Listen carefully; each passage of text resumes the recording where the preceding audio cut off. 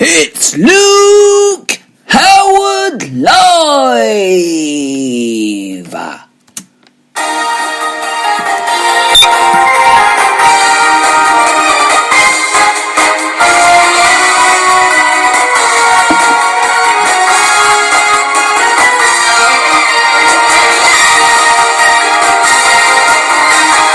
Hey! Woo, woo, woo, woo, woo, woo, woo, woo! Thank you! Woo, woo, woo!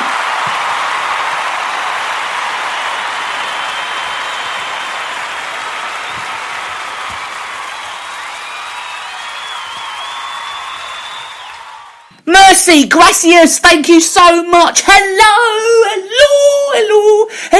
Welcome to Thursday's show. It's the 25th of February. It's great to have your company today. I'm Luke Howard and it's great to be with you. It really is. I'm here Monday to Thursday between 12:30 and 1:15. Great to keep you company at these very strange and very weird times. Actually, if you ask me, very strange, very strange. It's a bit of a grey day out there today. Couple of sunshiny bits out there today. But whatever you're doing today, make yourselves lunch right now, or a cup of tea, however you're listening. Sit back, relax, and enjoy Britain's brightest, best radio show. Okay, so here's what's coming up today. To get in touch with the show, it is the emails. It's garyjhoward68@hotmail.com. The other email is 345-457@student.hrc.ac.uk. You can also get in touch with the show on Instagram. It is the Luke Howard fan page.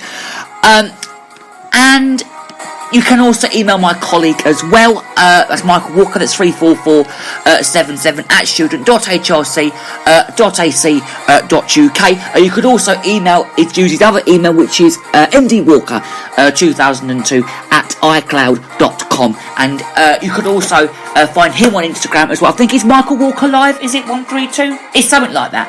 I'm sure it is. But that's how you can get in touch with both of us on the show. He's here tomorrow. He's presenting tomorrow. So you can get in touch with him anytime today, and we'll be happy to hear from you. Okay, right, coming up on the show then, that's how you can get in touch. Now, to get into what we're talking about today, we're going to talk about a hit TV show. It's a brand new TV show starting called Frasier. It's coming back after 20 years away, so that sounds interesting. It's a hit TV show, and it's going to be reviewed after 20 years, would you believe, on then. So that sounds very interesting. So that's Frasier, which is to be coming back, which is this year, this very year. So that's how you can get in touch with us. That's another piece of news that we're talking about. We're also going to be talking about Goldman Sachs, which is a banking boss rejects work from home as the new normal as well. And we're also going to be seeing what we can do with that piece of news as well. Now, one more piece of news that we're talking about as well on the show is COVID exam grades. The news has been breaking everyone today. We're going to talk a little bit about more stuff that you can do with COVID. And that's all things. Or national days as well. That's all we're talking about. It's all kicking off on Britain's brightest, best radio show today. Woo!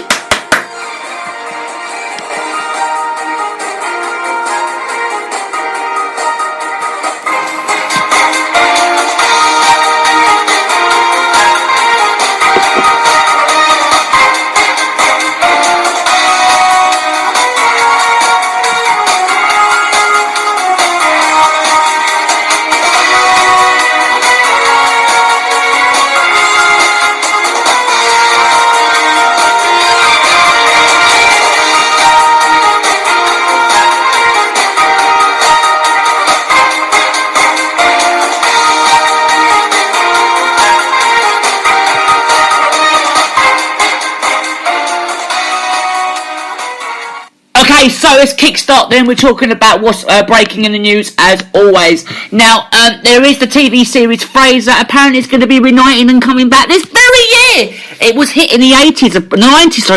It does look like the 90s to me. It's a US TV show. It's called Frasier, and he starred Kelsey Grammer as the pancreatic physiotherapist, which had his own radio show. Oh, a bit like me then. Well, apparently it's all set to return, apparently. So I've never really seen Frasier before in my life, but I know what channel it's on. It's usually on Channel 4 in the mornings, but it has been no confirmation yet of whether the members of the original cast are all going to be returning. But Frasier remains one of the US's most successful TV sitcoms.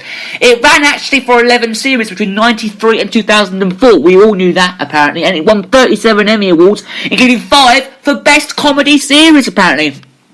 There has long been a call from fans on its return, and that call is now answered. It's now answered. Now, David Stab, the president of the CBS studio, he said that the series is set to be aired on the now streaming service, and the paramount of, although that there's no date that had been given for when audiences might accept to be able to watch the programme. Now, Dr. Fraser Crane first appeared in another hit TV show, Cheers, and of course the spin-off series charted its return to its hometown of Seattle, which is in America, to care for its cranky father, played by John Maroney, who died back in 2018. Now, I've got a video here. I'll come in the video. Yeah, let's see the video. That was your brother.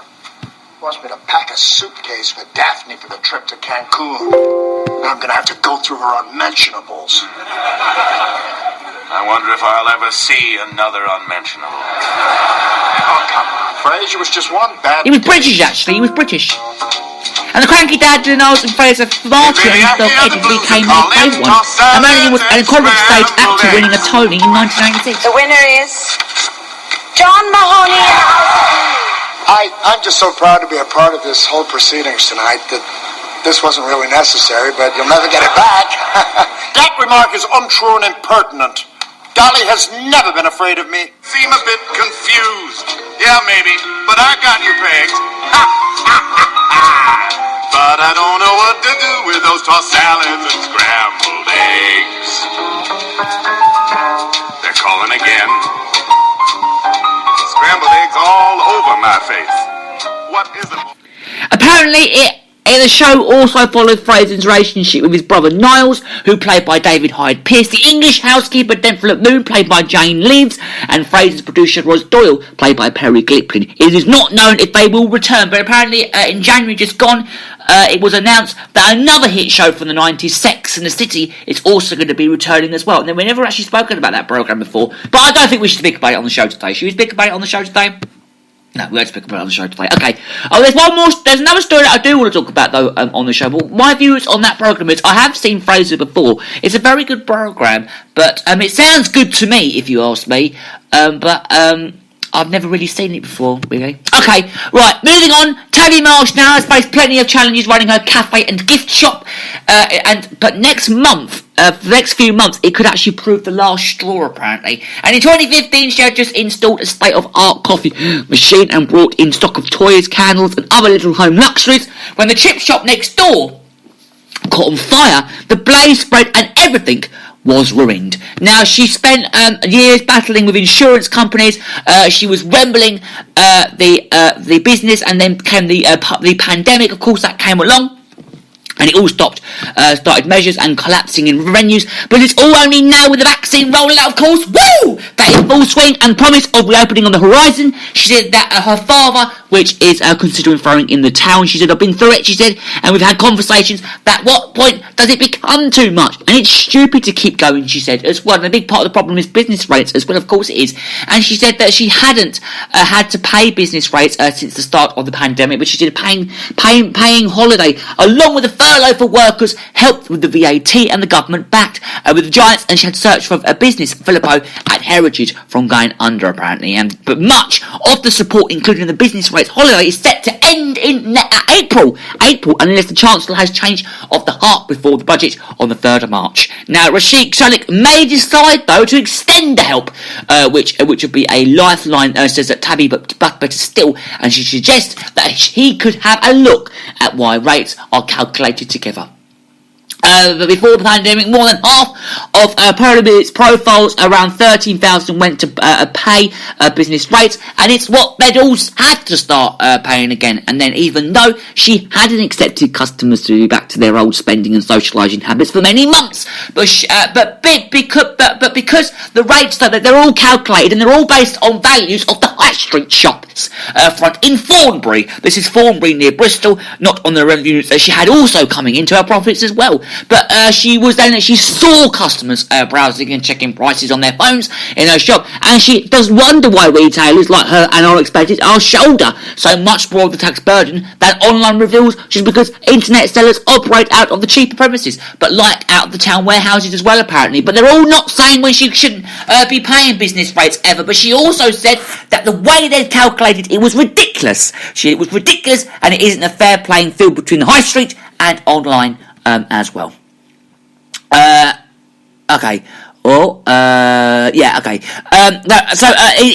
it's altered in the crux of an urgent being made by high street retailers, of course, across the country. In our high street in Buntingford, I mean, I'll do an example. Our high street in Buntingford, they've got some amazing little shops down there. You've got my cheese shop where I used to work, Cheese Plate, my boss Toby, morning to you Toby if you're listening, my best boss in the world. And then you've got, well, the boss is the only boss I've ever had. And then you've got the bakers next door, you've got the wine bar, you've got the Chinese, you've got charity shops, you've got a DIY shop, clothes shops, gift shops. I mean, our little town's a lovely, friendly little town. You've got a doggy cafe with dog groomers out the back.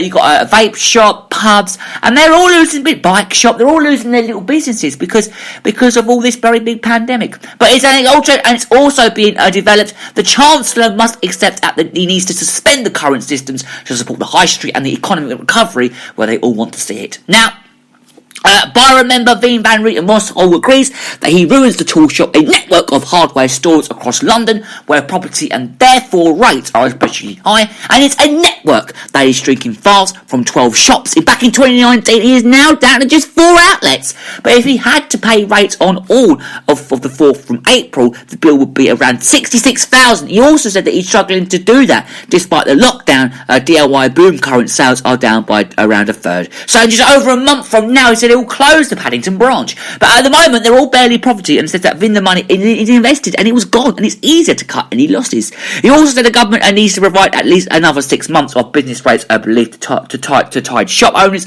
through the recovery. In the longer run, though, many of his loyal customers will overlook it for the higher prices in store because they all value the advice from the staff, and there are some errors items not easily available online. But he also knows he can't complete the internet reveals unless something is done, and that business rates can go down as well, go back up again. But they also pay go down. Sorry, they've got the rates so much on the Islington stores as Amazon pays for a big warehouse.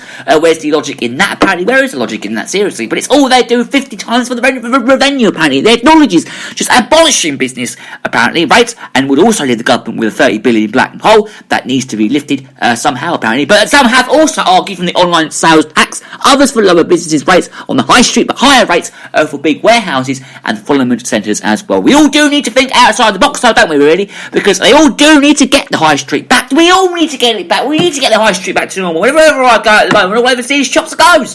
But they all argue they just need there to be a fair and level playing field. Now, according to the reports, Mr. Sunak is likely to extend the business rates holiday at next week's budget, which is on the 3rd of March. I think we'll talk a little bit about that on the show next week, including over 10 billion worth of business rates as well. They're all currently conducting a financial review of business rates, and they are considering responses to all call for evidence right now. Okay, we'll leave that one there. Okay, we'll talk one more story then now. I think, should we leave the bank story, should we? Should we leave the bank story? Okay, we'll leave the bank story, I think, and talk about one more story, and that's a bit of COVID news, I think, now, because Williamson has begun his statement by pointing off the cautious roadmap announced from Monday just gone. He said it isn't quite the end, but the end is very clearly in sight. The Education Secretary said that secondary and college students are all going back on the 8th of March. Woo! But they say that, woo, woo, woo! But he also brings for others taking place during the Easter holidays, apparently, as well. Education Secretary Gavin Williamson's statement to the MPs on schools and exams is underway, and you see what they're going to bring updates later on. And the number of GP appointments in England have all been dropped. and by nearly 14%. In January just gone, compared to the previous year, according to the new figures from NHS Digital, around 24 million GP appointments were estimated to have taken place in England back in January this year, and compared to 28 million in January, of course, last year as well. And although the total number of appointments recorded in GP practice systems increased by 0.1% from 23,759, 106 in December, and 23,768,396 in January this year, I was at 23 million, I'm sure it is. And it's also a drop compared, I think, from the same period last year, when there was 15% increase there. It was also likely due to the third national lockdown, which is this lockdown, announced on the 4th of January this year, of course, and it all added up the data from December of the 2020 onwards, also